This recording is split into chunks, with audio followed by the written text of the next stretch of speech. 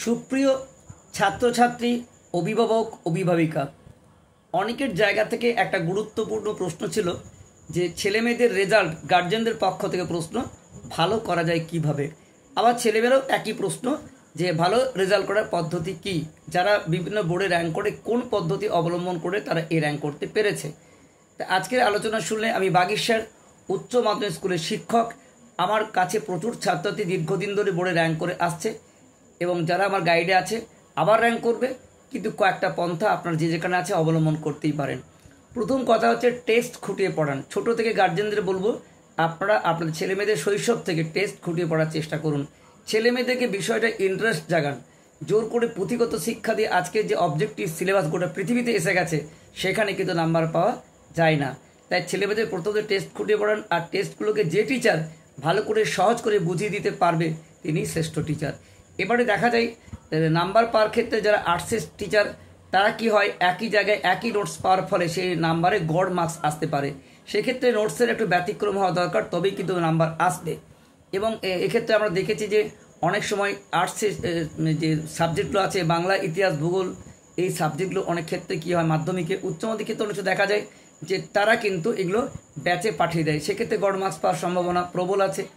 আবার আজকে আর্টসের ক্ষেত্রে অবজেক্টিভ প্রশ্ন আছে, সেইগুলো টেস্ট ভালো করে বুঝিয়ে দেওয়া দরকার। যে টিচার প্রতিদিন তার পড়া ধরবেন, বিষয়গুলোকে সহজ করে দেবেন, তিনিই শ্রেষ্ঠ শিক্ষক। আর নাম আছে এমন টিচারের কাছে গেলে ভালো ভালো ছেলেমেয়েরা ক্যাচ করে নিতে পারে। বাড়িতেও তার টিচার থাকতে পারে, কিন্তু মধ্যম মানে পিছিয়ে পড়া ছেলেমেয়েরা কিন্তু সেখানে ভালো র্যাঙ্ক করতে পারে না।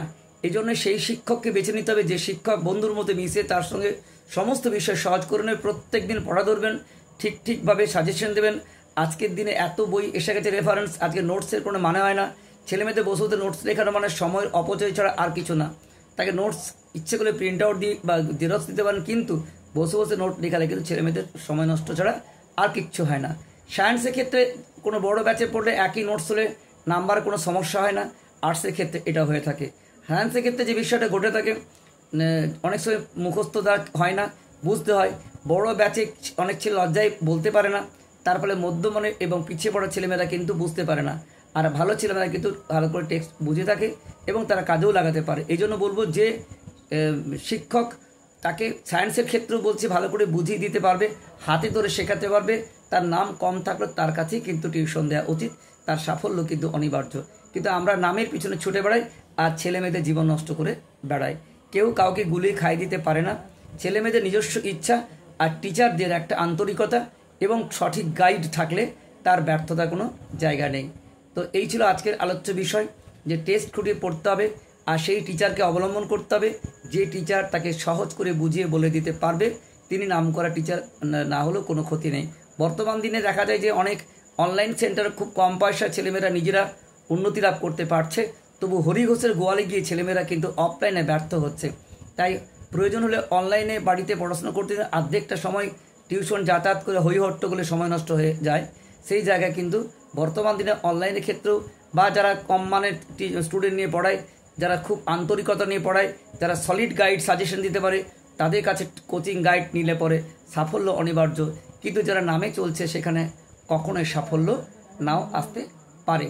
যাই হোক, আজকে এই ছিল আলোচ্য বিষয়। যদি এই ভিডিওটি ভালো লাগে অবশ্যই বলবো বন্ধু ও বান্ধবীদের মধ্যে শেয়ার করে দিবেন এবং সকলের প্রতি অনেক অনেক শুভেচ্ছা রইল। সকলে কিন্তু আগামী দিনে অনেক বড় হোক, এইটাই আমার একমাত্র কামনা।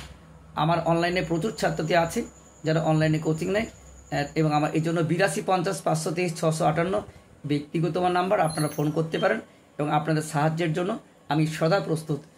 Best of luck.